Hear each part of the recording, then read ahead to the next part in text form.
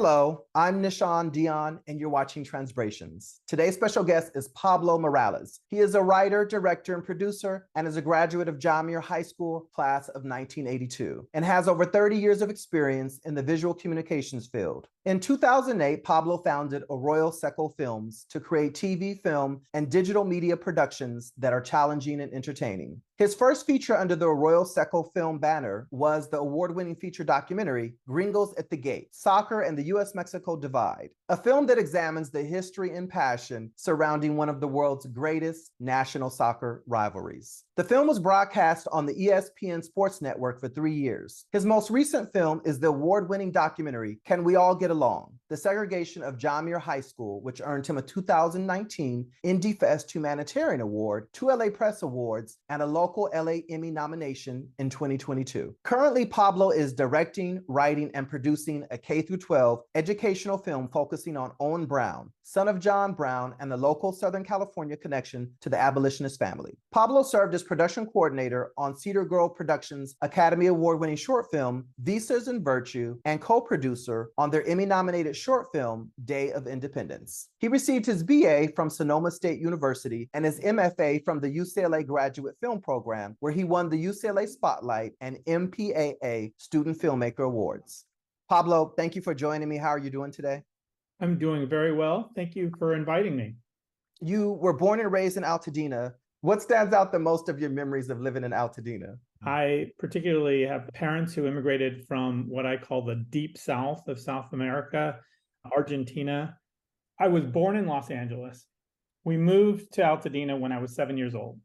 So I feel I was raised here. Altadena is home. I've had an opportunity to live in Asia, in Europe, in the United States, and a little bit in South America. Altadena is home. The things that I appreciate from my youth is that this was a community that allowed me to, I guess, I grew up in an all-Black street. We were the only non-Black family, right? And in the United States, that would be considered by the majority of people a disadvantage, right? I consider it a huge advantage. As a 7-year-old, I was introduced to white privilege when I was allowed to carry the BB gun onto the street, but my friend across the street was not. Driving together on the way to Muir in the morning, and the cop would pull us over and would ask me, the only white kid in the car, am I okay? Didn't ask the other 3 African-American males in the car if they're okay. Somehow just asked if I'm okay. And that is a privilege to be able to understand when you hear narratives of African-Americans and you have direct experience of what they're talking about. And so I don't feel comfortable anywhere else in the world except for here. And I really don't feel comfortable if there aren't a diverse group of people around me, not just Black, but Hispanic and Asian. It makes me feel home. I am the same way. We actually didn't grow up far from each other. Well, my family's first apartment was on Lincoln and Altadena. I was going to say real quick, so you got to grow up listening, obviously, to Motown. Oh, yeah.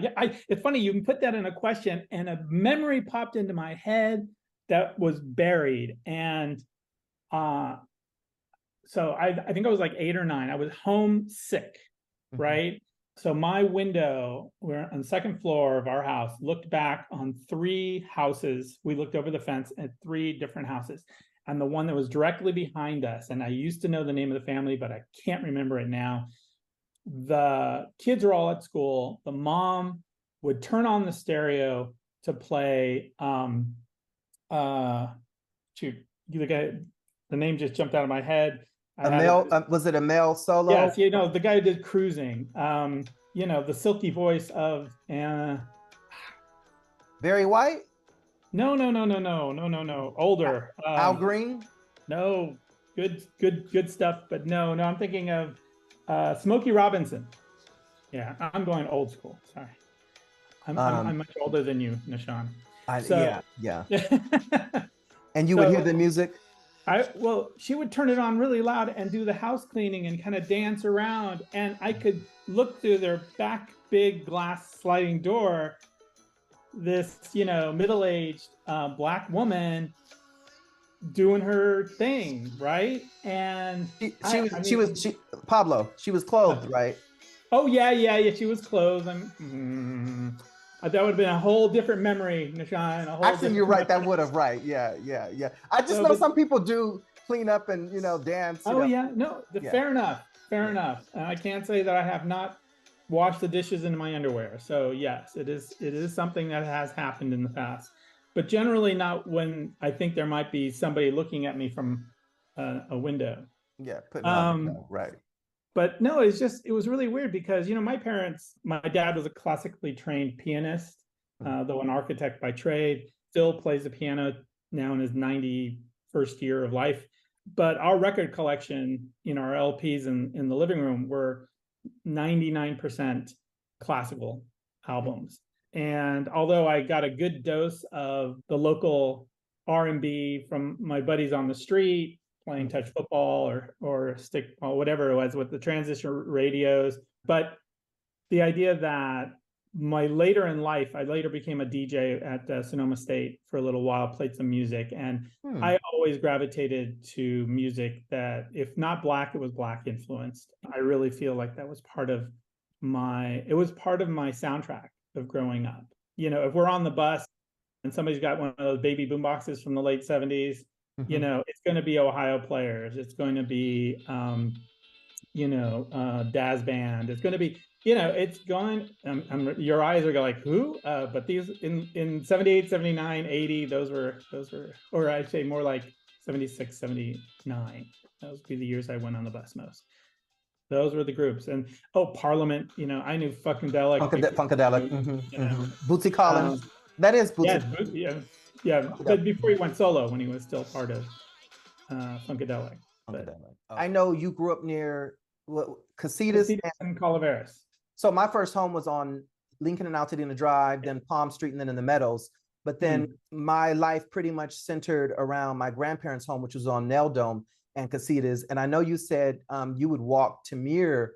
And when I went to Muir, I would walk that way too. Oh yeah, down Casitas. I've been on that street probably more than any other street in Altadena. If you think every day for 4 years, to school and back. What's the most appealing aspect of Altadena to you?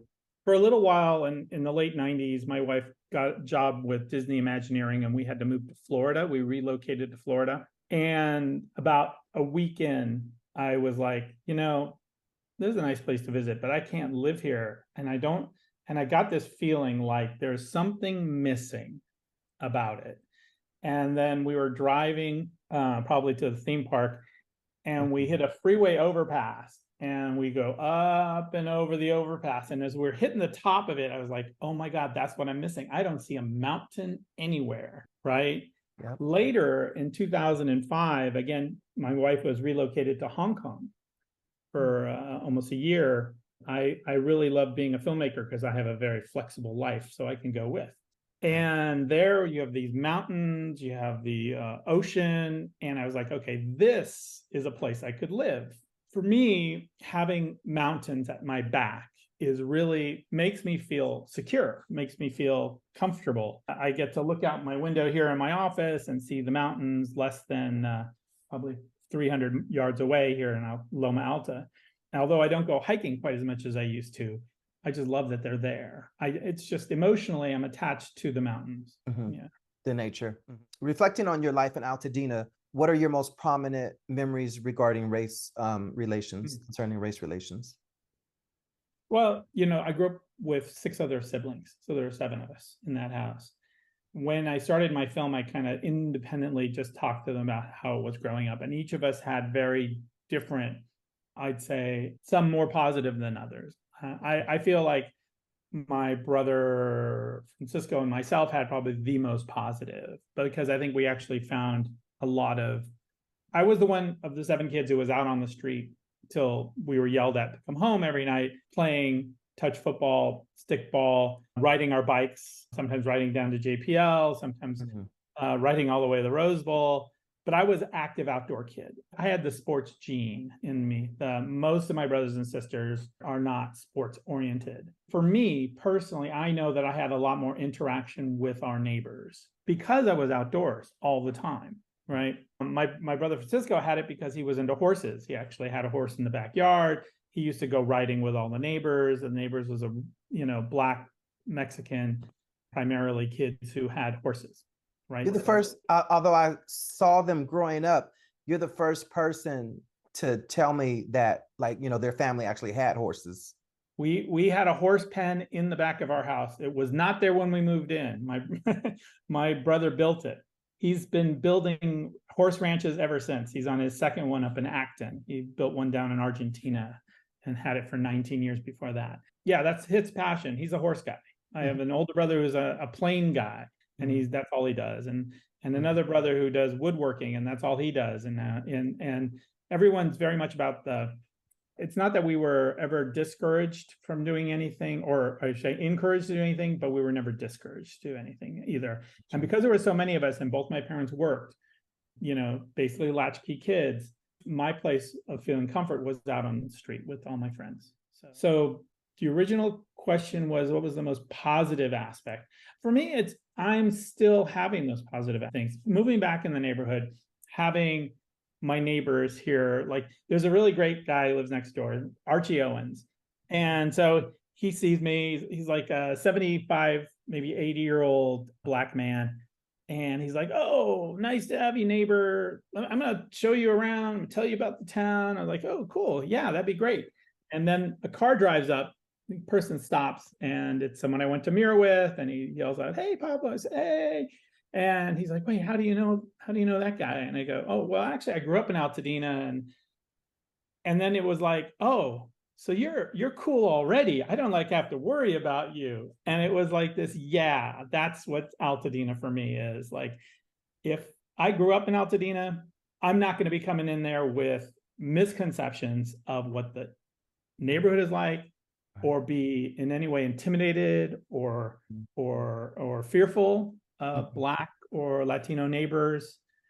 In fact, for me, I'm a little more wary of the Anglo neighbors who have moved in recently versus longtime or even new minority neighbors, because I've seen over the years how these, and it's, oh God, Nahshon, we could talk about this all day too. Let me tell you, I have very strong feelings about this.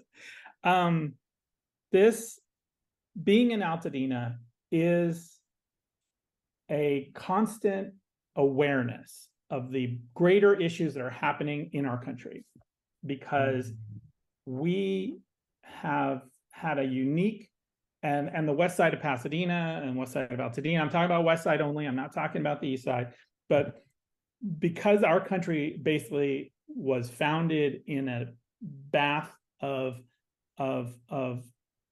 the worst kind of sin, slavery, and that skin color was the differential on whether you had rights or you didn't.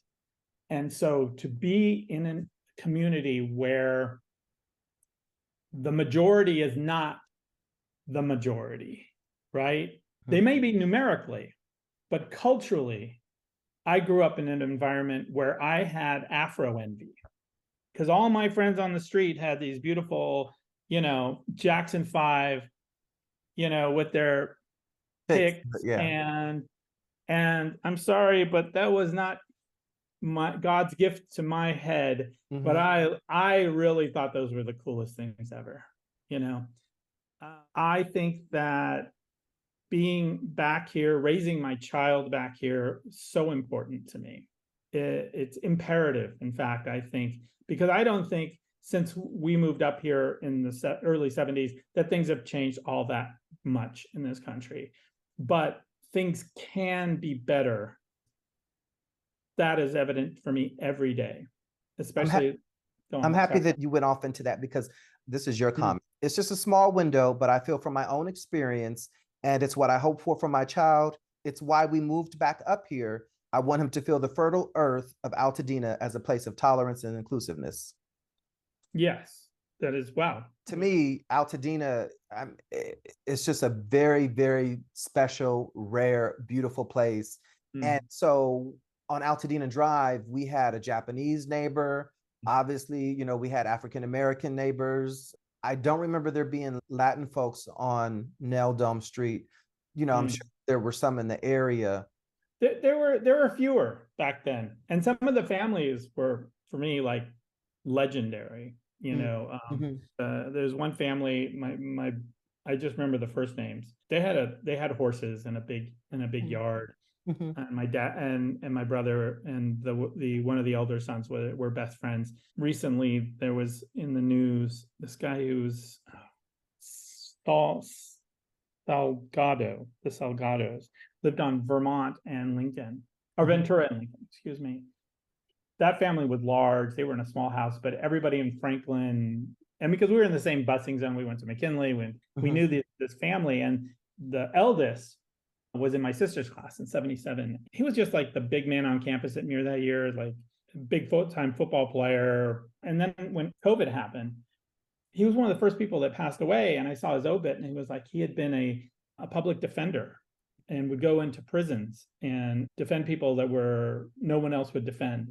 And I just said, I have a feeling that's the kind of person I think of when I think about Altadena, someone who's selfless and believes in higher callings and believes in civil rights. And it just made me, kind of proud to know him and to know that it's not just Black. That's the thing. I happened to live in an all Black street, but there were, one of my best friends was a white girl who lived over on the other side of Cedar on the canyon side. The buses weren't exclusively Black when we got bus places. We were a Black bus, mind you, but we weren't exclusively Black. I'm going to read another quote of yours. I grew up on a street that people wouldn't go to, because they were scared. I thought it was only because my neighbors had dark skin. And that is a sad thing because they would have met some really amazing people if they had come. Wow. I don't know. You really found some interesting quotes. That's very true. I'll tell you one of my most disappointing moments in my life. My eldest brother had two daughters. I have two nieces from him. They moved to Sierra Madre. Their kids were raised in Sierra Madre. And so they went to Alverno Girls Academy, Catholic school out there. So then they came to my parents' house on West Calaveras for Christmas. And they had reached that age, probably middle school, when they were more aware of race and class. And they said, oh my God, I had no idea Grandma and Grandpa lived in the ghetto. The shade of it all. Then, wait, you come here like 3 or 4 times a year. You seem to always never had a problem with it, but the way you just said that made me feel like you're putting down the neighborhood I grew up in. That is and I got kind of mad, not at them so much, because I kind of recognized that the environment they're living in, white America, is quick to label. It's not just white America too. I have to say how many times I'm disappointed with very successful Black people who talk about how they escaped their old neighborhoods. Now, mind you, there are places, South Bronx, places where there was a time when, you were kind of escaping, and that's because of the lack of resources put into those places. But the people who live in those places are I think, more or less better people overall than I guess I put it one way. Okay, so if somebody was complaining about the West Side in one of these early Facebook posts back in the day when Facebook was all that, and I said, look, I grew up there. I can tell you right now that if I had car trouble, I would rather have car trouble in West Altadena than in San Marino. Because if I have car trouble in San Marino and I'm not driving the right car, I'm going to have police. But if I break down in West Altadena, someone's going to come out and help. And that, to me, is why I would never want my child to grow up in a privileged white environment. Because I think you grow up with a skewed impression of who I think are my community of West Side of Altadena and Pasadena. You went to John Muir, you went to John Marshall and John Muir. What No, stands? just Muir for high school. Did you go to Muir with? Were you there with all of your siblings? All 7 of us are alum. And so you all were there at the same time. Well, they're all over 10 years. There was always a Miralles on campus. For the 15 years. We're 7 kids in 10 years. So when we moved out to Altadena, my eldest brother was just starting high school. He was a freshman at Muir in 1971. You graduated from Muir in 1982. You're an alumni faculty member, and your son is now a student and a drummer. Since your days as a student proceeding up to your son's, what has changed at Muir other than the demographics? Well, I think what's changed about Muir is what's changed about public education in general in the United States. There was a movement in the 90s to devalue public institutions, post office, government, everything but the military. Anything that belongs to the US government but the military was considered less than private, okay? It's a movement called neoliberalism. It is the most destructive thing that's happened, not just the United States, but all of the Western economies in general. Privatization, right?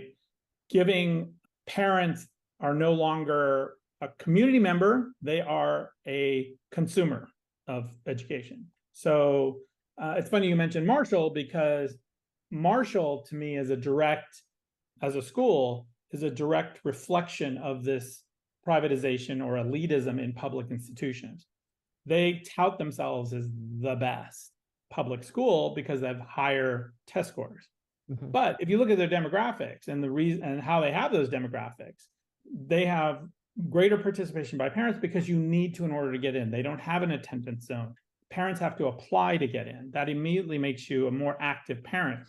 On my street growing up, and I'll include my own parents in this, they were working jobs. They just wanted to make sure their kids went to a good school. They weren't shopping around for the best school for their children. They trusted the educators, mm-hmm. right? Even when it wasn't even, they proved to be unworthy of their complete trust. In general, people trusted public schools to give good education. Mm-hmm. The thing is that they've never not given good education. I got to spend some time at Cal State LA when I was doing research for my film and went to classes with students who were training to become teachers. They're getting state-of-the-art instruction on how to be a good teacher. Every year it gets better. The teachers are better. That doesn't change because there are kids of color in the school, right? Mm-hmm. Or kids who are foster kids, or kids who are homeless kids, or kids who are immigrant children, right?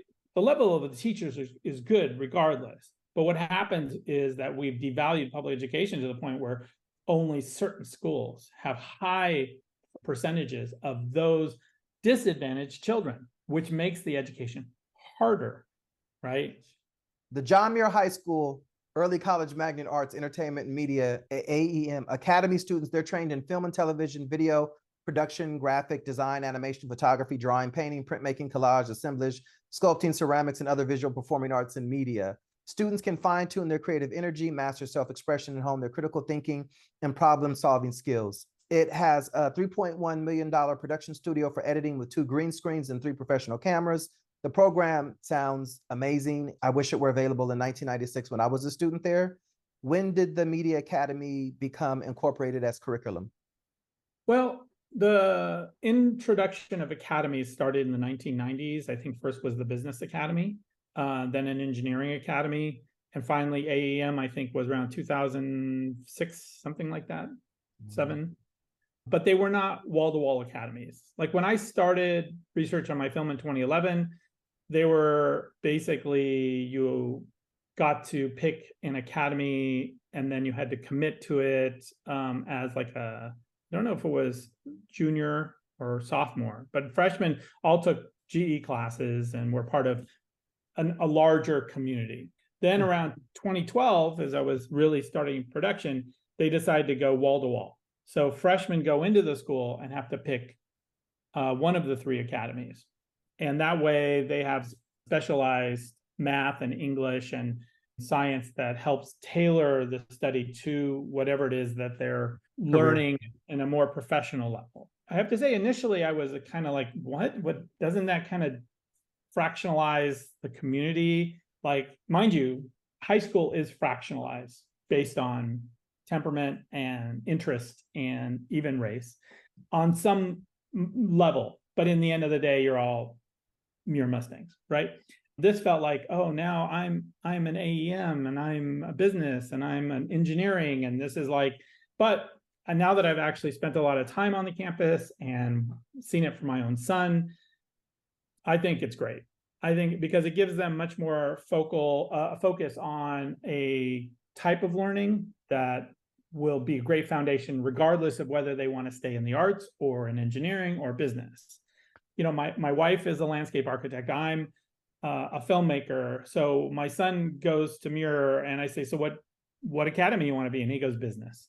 Yes, right. He has no interest in the engineering. He has no interest in the arts. He's already done arts for 3 years at Elliott. And I love it. I mean, when I see what he's learning about presentation and entrepreneurship and everything, I was like, whatever your passion will be later in life, you're going to be better situated to monetize it than I ever was. Right. I did not take business seriously while I was in school.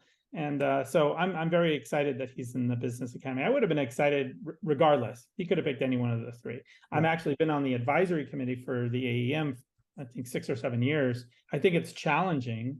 You know, you listed all the things that the kids can learn, but they don't have the money for full staff for each of those things. So it ends up that they have to, over the course of their 4 years, there is a progression of achievement that I think if you are, for example, really into directing or really into drama or something else, some years you just don't have a teacher who's able to fully develop your interests. And that's a whole nother thing about school funding in public schools primarily. And Pasadena is probably the most challenged within 20 miles because our community doesn't support our public schools.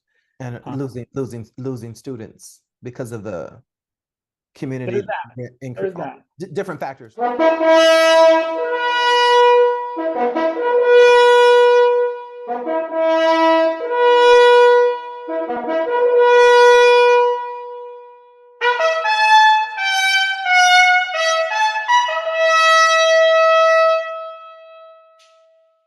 Mustangs Media Vlog 1.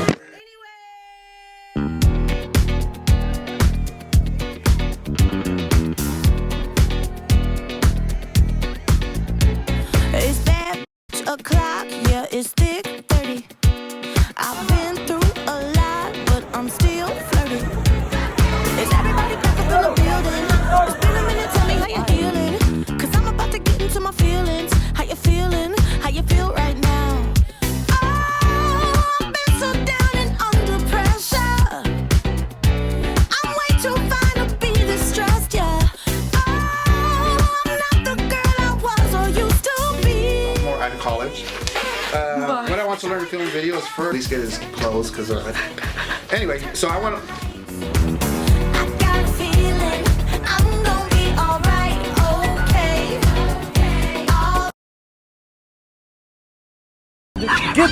Hey man, get these kids today. Get somebody, get these, grab and hold these kids, man. Hey, listen, hey, I'm not your dad, kids. In a minute, I'ma need a sentimental man or woman to pump me up. Feeling fussy, walking in my Balenciennes, trying to bring out the fabulous. Cause I get up way too much. I'ma need like 2 shots in my cup. Wanna get up. Yeah, you straight? I would like to learn more. Nope. Oh, I've been so down and under pressure. I'm way too fine to be this stressed, yeah. Oh, I'm not the girl I was or used to be. Bitch, I might be ill. Turn up the music, turn down the lights. I got a feeling I'm gonna be alright, okay. Alright, it's about damn time. Turn up the music, let's celebrate.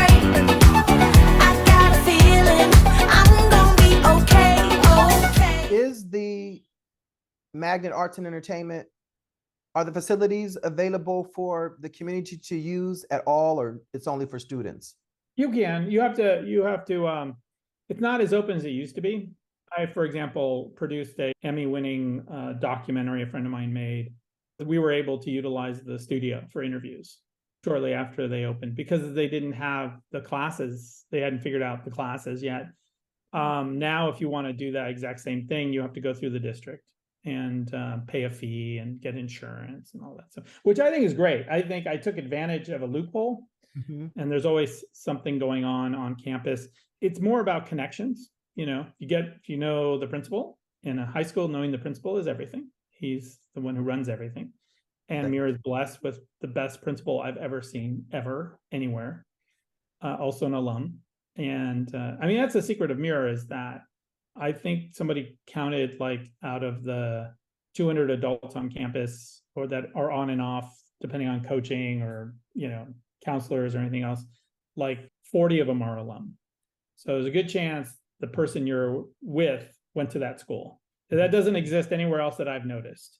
Not, at least not in Pasadena, and probably not West San Gabriel Valley, considering the demographic changes. Two significant moments from my time as a student at Muir stand out in my mind, and that is when Jesse Jackson visited our campus.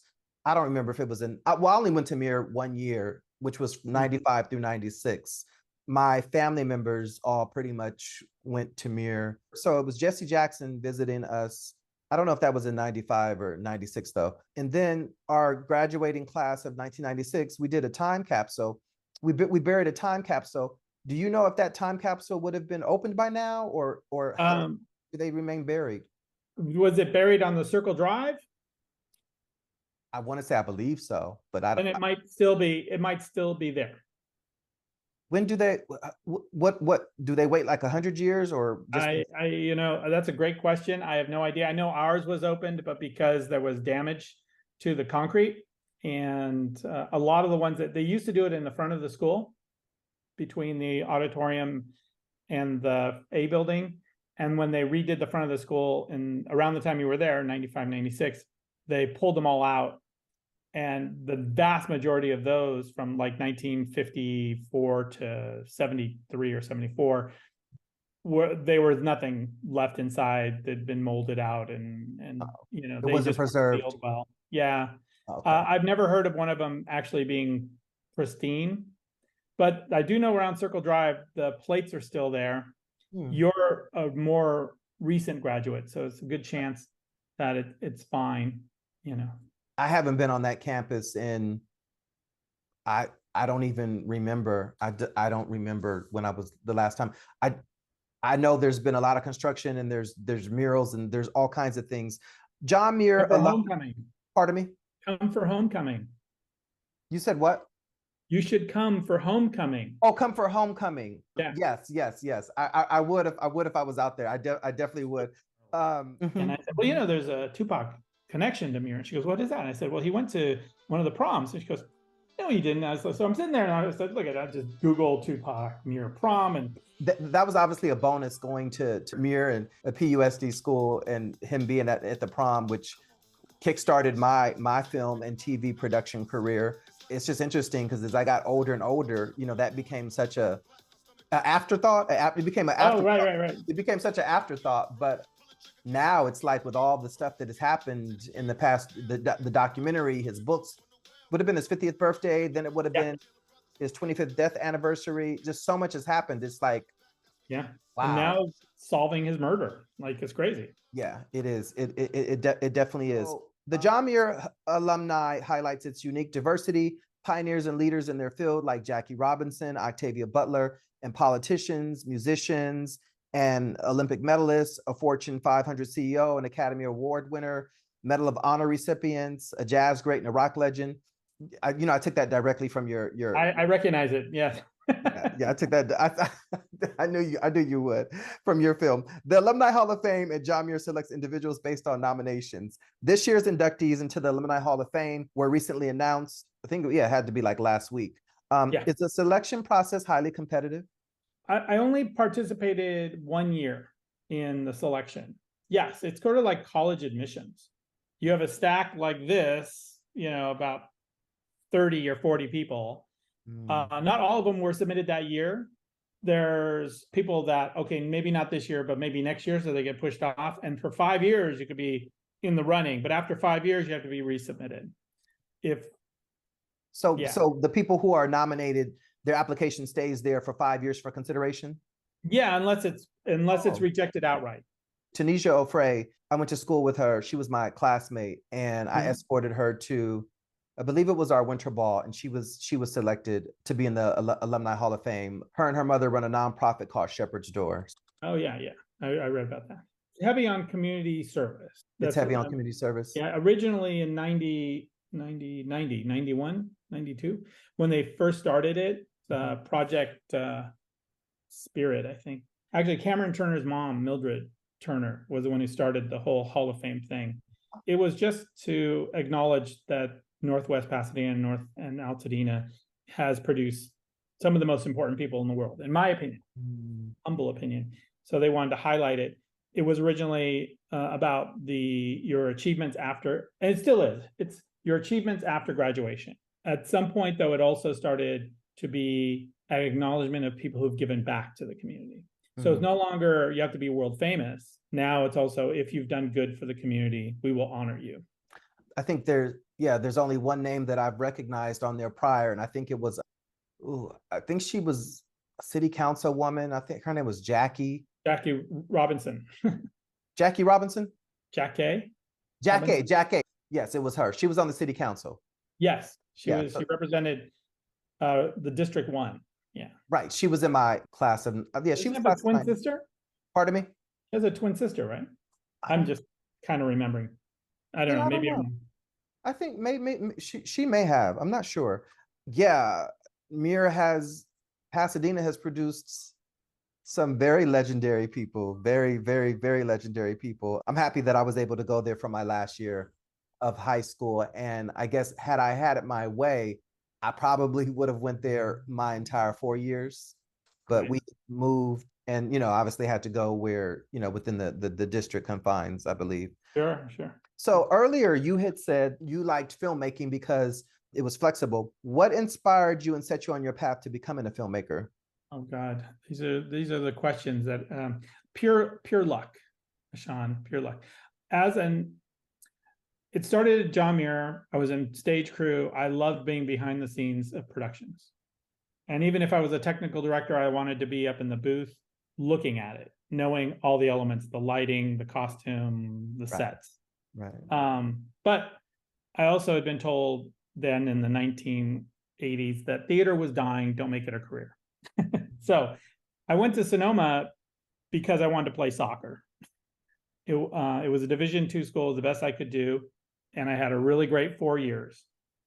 My two main interests were girls and soccer. Now, in my senior year, I was still a couple of units short of being able to graduate in my fourth year. But one of my friends knew that I had been doing radio DJ all 4 years. I had been working on the newspaper as a writer and a advertising manager, as for money, really. And they said, well, those two things go towards a communications degree.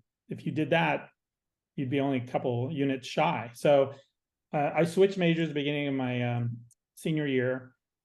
With all the stuff I've been doing for fun, I was really close to graduating, but still a little short, and they didn't have the classes I needed. So this one professor said, well, Panasonic donated some video cameras, old VHS camcorders in 1985. And this, the recording decks where it's non-digital, analog editing decks. Oh, okay. And nobody's touched them because they don't have a film TV program there. So they were just sitting in a closet. And he said, I don't even know what that looks like.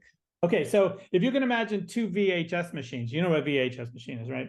The old cassette to play. Yeah, the cassettes. Yeah. So one side is a source, right? Okay. Where you're putting in the thing you want to edit.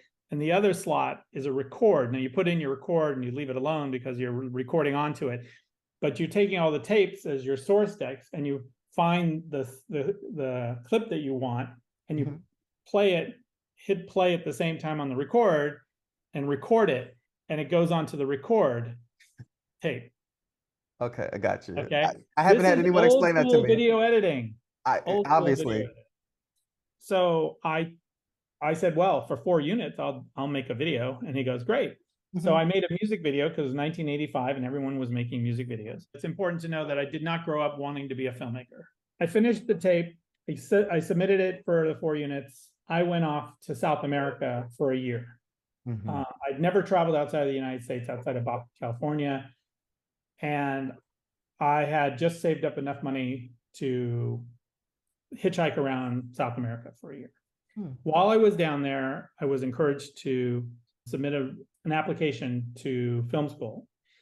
And USC looked too expensive, but UCLA, I had 2 brothers, a brother and a sister had already gone to UCLA. So I thought, okay, I'll submit to that. So I applied from Argentina with, gigantic, colorful Argentine stamps all over the application. I did it in my grandfather's apartment in Buenos Aires, and I went off on the rest of my trip, fully assuming that I would not get in. I came back from South America and there was a letter of acceptance from UCLA.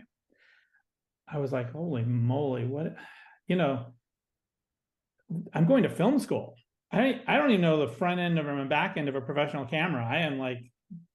I've never even thought about it at that moment. So I am a complete outlier, Nahshon. I am not that kid like Spielberg who was making home movies, who I loved going to movies, but we had 7 kids and minimum income. We went to like 1 family movie a year. In high school, I went to some more at the Rialto, but that's because I was dating a girl whose dad was in film. And it was like, I don't know, it was just like, but I knew how to make stuff and I loved making things. And I jumped into film school and it just clicked. I figured it was like, this is exactly what I've been meaning to do. But I got into it completely by luck. I mean, it's fairly unfair to a lot of my friends, some of them who went to Muir, who wanted their whole lives to be filmmakers and didn't get into film school. And I have to get over it's a very common in the creative world where you think you don't deserve to be there. I forget what it's called. Yeah. Imposter syndrome. Imposter syndrome. I had a huge imposter syndrome after film school. In film school, because it was so structured, it was easy. I could excel. Oh, we got to make this kind of film. Fine, I'm all over it. I have my crew, I've got my equipment. But you get into the professional world, and it's like, holy moly! Now I've got to but you have to sell yourself now in a way that never existed before, and you have to prove to other people that you're worthy of money to make creative projects. Right. So I deferred my push towards filmmaking and did what I call postgraduate work by working for other people for 10 years. Yeah. You are the second filmmaker that I've interviewed, but you are the first filmmaker from our community, Pasadena, Altadena. So it's just really exciting to be able to talk to you about filmmaking. What aspect of filmmaking brings you the most enjoyment? Oh, it's easy. Knowing that I touched someone. I received a note just a week ago. A person who moved just recently to Pasadena, a friend of a friend sent the link to my film and she watched it. And she just wrote an amazing letter saying, I am embarrassed for being that person that would never have given public schools a chance because nobody I know goes to those schools. But after watching your film, I don't know where my kids are going to go to elementary or middle school, but they're both going to be Muir Mustangs. And I was like, wow. I mean, that just gave me chills. When you know that you've made a project that touches somebody like that, there's no better feeling at all than that. Does it have to be film? No, I actually think if I wrote books and I got that kind of reaction, I'd feel really great. If I did plays and I did that, it would make me feel really good. But when I'm making something, I always try to think in the back of my mind, there's somebody who may see the world a little different because of what I don't want to waste a minute. Part of my postgraduate film work was working for these low budget film companies. I took a bunch of their names off my bio because now I'm like, but like they would do, action movies, genre movies, slapstick comedy movies, right? Now, I learned a lot about filmmaking being on the set, Of course. For me, it was really beneficial. But I would also think, they could be spending this exact same amount of money and making something that would be meaningful, right? But instead, they're so focused on turning a profit because they have investors. I mean, I get it. This is in the show. I am an independent filmmaker because I have sat in those meetings with those people who are responsible for investors' money. And they're looking at me and going, oh, we kind of like what you did with that. Do you think you can do this? And it was always, whatever this is not what I want to do. Gotcha. It's what they think will make a profit. What people are interested in. Yeah, and fair enough. It's an industry. I get it. I don't think less of them for it at all. But they're focused on numbers.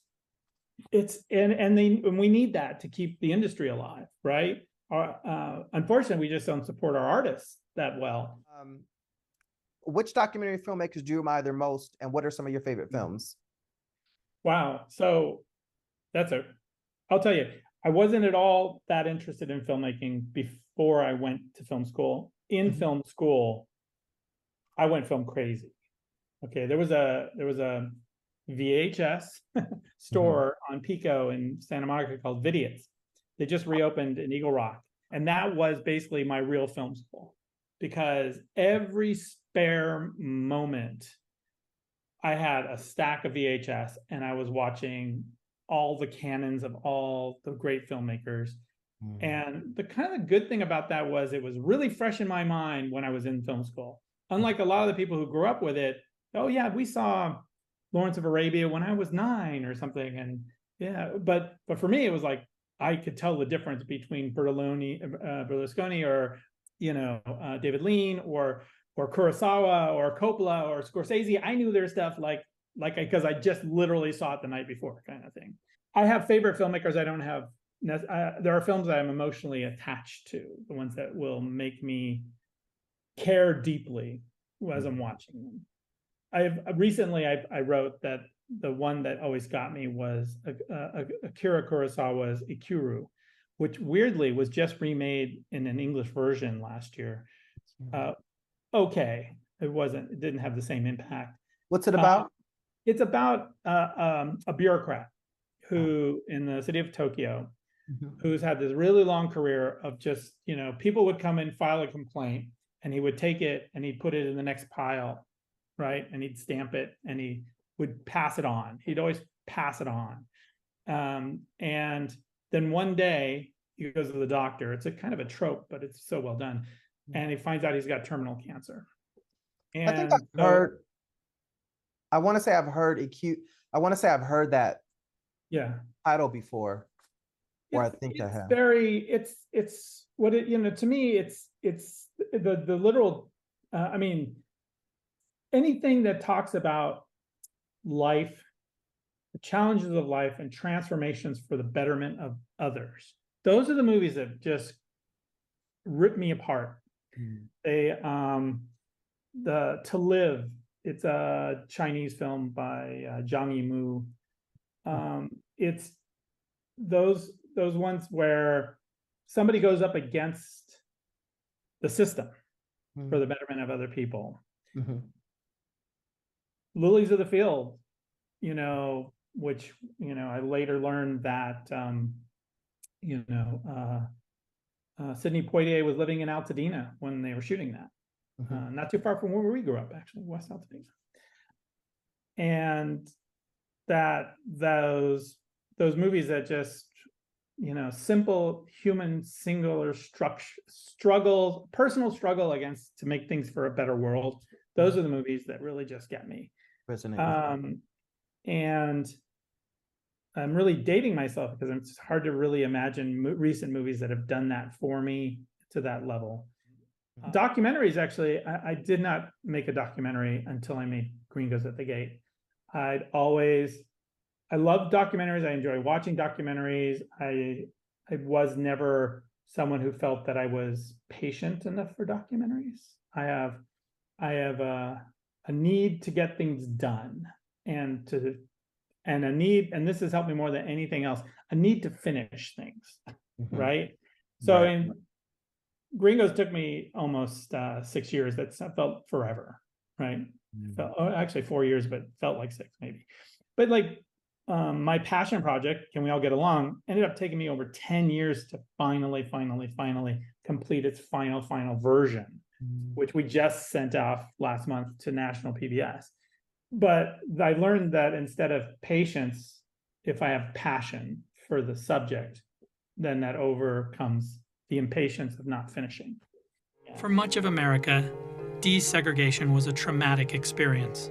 But I went to school in Pasadena, California, where things worked out differently. I went to John Muir High School on the west side of Pasadena, and though it wasn't perfect, for the most part, we all got along. That you're able to go to games and to see generations, that's very, very unique. I don't think that we have the same story as most of the high schools. At my 30th high school reunion, I couldn't help but notice there was more diversity amongst the alumni than the current students. And one of our class members, watching the students on the Muir side, said, "I'm glad my kids aren't at Muir anymore." I had a good high school experience at Muir, but would I send my son there today? I don't know.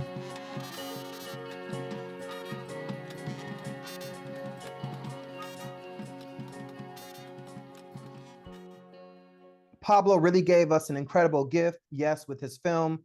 And as someone who watched it evolve over 8 years or something, it kept getting better and more powerful. That was Michelle Zach. Yeah, she was there from the beginning. Yeah.